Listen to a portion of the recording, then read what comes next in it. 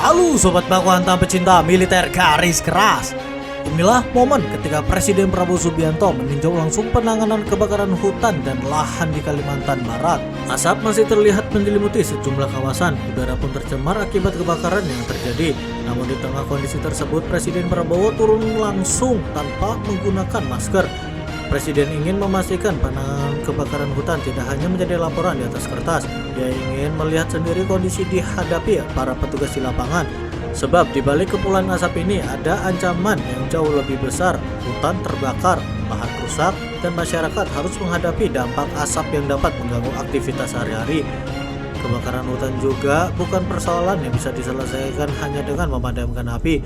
Jika kebakaran terus berulang, kerugian lingkungan dan dampaknya terhadap masyarakat akan semakin besar. Karena itu Presiden Prabowo meminta penanganan dilakukan secara cepat dan serius. Tetapi ada satu hal yang menjadi perhatian Presiden, penegakan hukum. Presiden Prabowo menegaskan jika ditemukan pihak yang terbukti menyebabkan kebakaran, maka tidak boleh ada pembiaran. Siapapun yang terbukti bersalah harus berhadapan dengan hukum. Saat ini sejumlah perusahaan di Kalimantan Barat disebut tengah dalam proses penyelidikan terkait kebakaran hutan. Namun perlu ditegaskan, status penyelidikan bukan berarti pihak-pihak tersebut telah terbukti bersalah. Aparat masih harus mengumpulkan bukti dan memastikan siapa yang benar-benar bertanggung jawab. Setelah meninjau Kalimantan Barat, perjalanan Presiden berlanjut ke Kalimantan Tengah. Di sana, Presiden Prabowo meminta rapat khusus membahas penanganan kebakaran hutan dan lahan. Pesannya sederhana tetapi tegas, jangan tunggu api membesar, jangan tunggu asap semakin padat, dan jangan tunggu masyarakat menjadi korban. Pemerintah pusat bersama pemerintah daerah dan aparat diminta memperkuat koordinasi.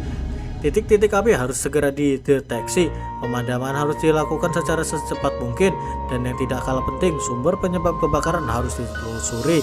Karena jika api hanya dipadamkan sementara penyebabnya tidak diselesaikan, maka persoalan yang sama bisa akan kembali terjadi. Kini, pemerintah menghadapi pekerjaan besar, bukan hanya memadamkan api yang membakar hutan dan lahan, tapi juga memastikan masyarakat terbebas dari kepungan asap, dan memastikan siapapun yang terbukti melanggar hukum benar-benar bertanggung jawab. Ngeri sedap nih guys, kira-kira siapakah yang melakukan pembakaran hutan? Dan mau dijadikan apa lahan yang sudah dibakar? Silakan baku hantam di kolom komentar. Ya.